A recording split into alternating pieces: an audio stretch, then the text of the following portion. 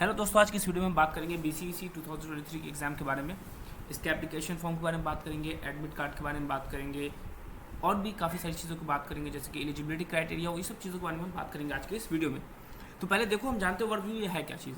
तो Bihar BSc nursing 2023 candidate who are interested in applying for Bihar BSc nursing should be aware that they have to fill out and submit the application form first. तो अगर किसी को इस exam में inter करना है तो उससे पहले उसको क्या करना पड़ेगा, जो उसका एप्लीकेशन फॉर्म है उसको फिल करना पड़ेगा। और ये फिलिंग प्रोसेस मई के 4th वीक में हो सकता है। अब देखो, मई के 4th वीक में हो सकता है, कुछ साइट्स जो है वो मई के 2nd वीक में दिखा रहे हैं, कुछ साइट जो है मई के 1st वीक में दिखा रहे हैं, कुछ साइट मई के 4th वीक में दिखा रहे हैं। तो यहाँ पे चेंजेस पॉसिबल है क्योंकि ये टेंटेटिव डेट है, 4th वीक तक आ ही जाएगा, मतलब ये कन्फर्मेशन है। तो 1st से 4th वीक के दरमियान कभी भी आ सकता है। And Bihar combined entrance test examination board is accountable for authority that takes in Bihar nursing entrance examination. अब इसकी जिम्मेदारी कौन ले रहा है, ये कौन करवा रहा है, ये BCEC जो है वो इस एग्जामिनेशन को कंडक्ट करवाएगा।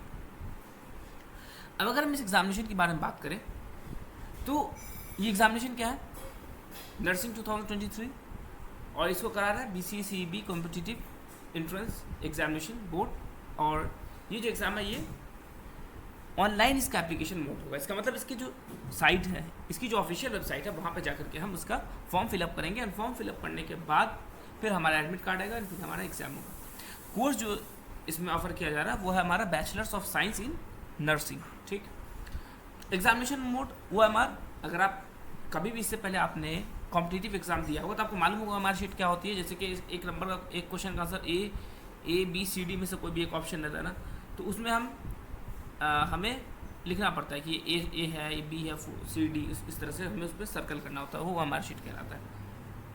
नेक्स्ट जो है हमारा वो है कि इसकी ऑफिशियल वेबसाइट पर अगर आपको विजिट करनी है तो नीचे इसकी ऑफिशियल वेबसाइट मैंने दे रखा है, आप जाकर विजिट कर सकते हो।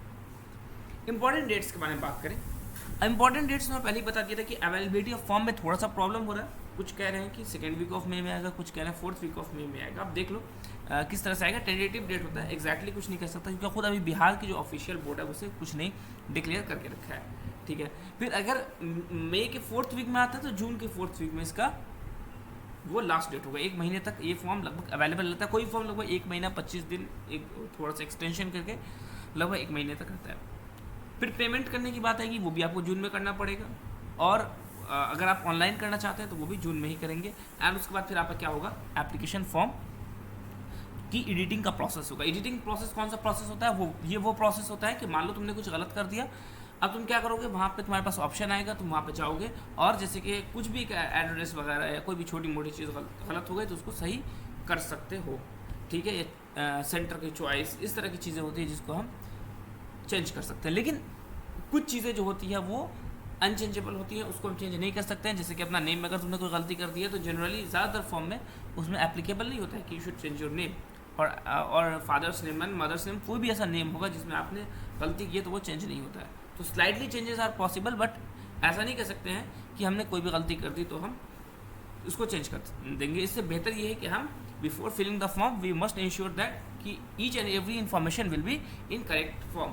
ओके, अब हम एलिजिबिलिटी क्राइटेरिया के बारे में बात करें तो एलिजिबिलिटी क्राइटेरिया से क्या है, सबसे पहले हम क्वालिफिकेशन के बारे में बात करते हैं। अब देखो, एलिजिबिलिटी क्राइटेरिया वो क्राइटेरिया होती है कि अगर आपने एक फॉर्म भरना है तो उस फॉर्म में अगर आपने एलिजिबिलिटी क्राइटेरिया को अगर क्रॉस नहीं किया तो वो फॉर्म का एग्ज़ाम को कम्पीट करने के बावजूद भी आपको नहीं दिया जाएगा, सिलेक्शन नहीं किया जाएगा। ठीक है, अब अगर क्वालिफिकेशन के बारे में बात करें तो 12th आपका कंप्लीट होना चाहिए किसी भी एक रिकॉग्नाइज बोर्ड से। रिकॉग्नाइज बोर्ड यानी कि CBSE, बिहार बोर्ड या कुछ इस तरह का, यूपी बोर्ड, कुछ भी ऐसा।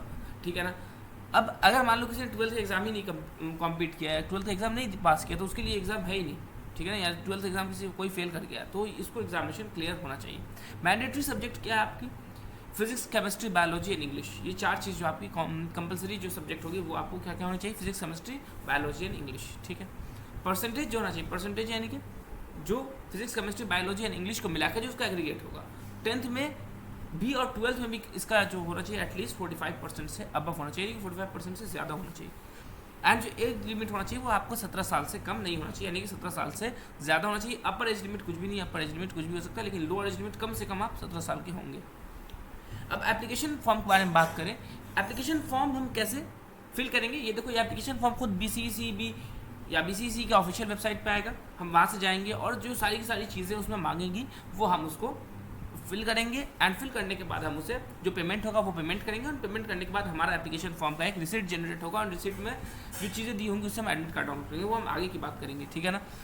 तो उसमें आपको जो चीज़ों की ज़रूरत पड़ती है उन चीज़ों में आपका क्या होता है, जैसे कि मार्कशीट हो जाता है ना, फ़ोटो हो जाता है, इस तरह से काफ़ी सारी चीज़ें हैं जो आपको यहाँ पे ज़रूरत पड़ती है। फोटोग्राफ, सिग्नेचर, इन सब चीज़ों को आपको भरने के बाद जो चीज़ उसमें मांगती है, कोई बहुत ज़्यादा चीज़ें नहीं मांगती है। ज़्यादातर चीज़ें तो आपके काउंसलिंग के टाइम में जो है वो मांगा जाता है, लेकिन फिर भी कुछ चीज़ों को आपको मांगा जाता है ताकि आपको पता चले कि ये बंदा जो है वो जेन्युइन है। आधार कार्ड वगैरह ये सब आपका मांगा जाता है। अच्छा, अब एप्लीकेशन फ़ी के बारे में बात करें। The candidate that fall on OBC and general category are required to make a payment of 1000 with application fee. तो एप्लीकेशन फ़ी जो है 1000 होगी आपकी जनरल एंड OBC कैटेगरी के लिए, और ये SC ST के लिए 500 होगी। Furthermore, in case of general category candidate want to participate in entrance exam from physics, chemistry, mathematics and biology have to fulfill the cost of 1100। तो जिनका mathematics and biology दोनों होगा उनके लिए 1100 जो है वो डालना पड़ेगा। एंड अगर SC ST कैटेगरी के होंगे तो उनको 550 डालना पड़ेगा। एग्जाम पैटर्न के बारे में बात करें। Check out the examination pattern from the entrance exam section below and the most common type of question asked in this exam is multiple choice question. सबसे ज़्यादा यहाँ पे मल्टीपल चॉइस क्वेश्चन आता है, यानी कि मल्टीपल चॉइस क्वेश्चन आपको जो है वो दिया जाता है। And the applicant will get +1 for providing a correct answer, 0 for wrong answer. Means अगर आपके पास ऑप्शन है तो आप जो है अगर एक क्वेश्चन सही करते हैं तो आपको कितना मिलता है, +1 एक नंबर मिलता है। और अगर आप गलत करते हैं तो आपको आपके नंबर जो है वो कट नहीं होते, आपके नंबर कट नहीं होते हैं। क्योंकि जनरली जो हमारा एग्जाम होता है ना, उसमें अगर आपने एक सही किया तो मान लो कि जैसे कि एक क्वेश्चन है 4 नंबर का, ठीक है ना, एक क्वेश्चन 4 नंबर का है, तो आपने एक क्वेश्चन सही किया तो आपको कितना मिला, 4 नंबर। लेकिन आपने दूसरा क्वेश्चन गलत कर दिया तो 25% जो है वो कट जाता है, तो एक नंबर आपसे कट जाएगा। तो ओवरऑल जब आपको नंबर मिलता है तो ये कितना मिलता है, 3 में से 1 को मैं सब्ट्रैक्ट कर देता हूँ, तो आपको एक क्वेश्चन अगर आप करते हो ओनली तो आपको 4 नंबर आता है। लेकिन आपने 2 क्वेश्चन एक से ये गलत कर दिया तो आपको 3 नंबर आएगा। लेकिन इस एग्जाम में ऐसा कुछ भी नहीं है, आपको कितना मिल रहा है, 0 मार्क्स फॉर रॉन्ग आंसर। आपको रॉन्ग आंसर के लिए कितना मिल रहा है, कोई भी गलत नहीं होगा, ठीक है। तो अगर मान लो कि तुमने अगर 50 क्वेश्चन किया सही तो आपको इसमें से कितना मिलेगा, एक हर क्वेश्चन का एक नंबर यानी कि 50। और आपने मान लो 10 गलत कर दिया, उसका आपको कोई नंबर नहीं कटेगा। इसलिए अगर आपको लगता है कि कोई भी आंसर सही है तो आप इसमें अपना ऑप्शन ले सकते हैं, ठीक है। ओके, ठीक है, आज की वीडियो में बस इतना ही। मिलते हैं अगली वीडियो में। अगर आपको बुक्स और सिलेबस वगैरह के बारे में जानकारी चाहिए तो इसके लिए हम नेक्स्ट वीडियो में बात करेंगे।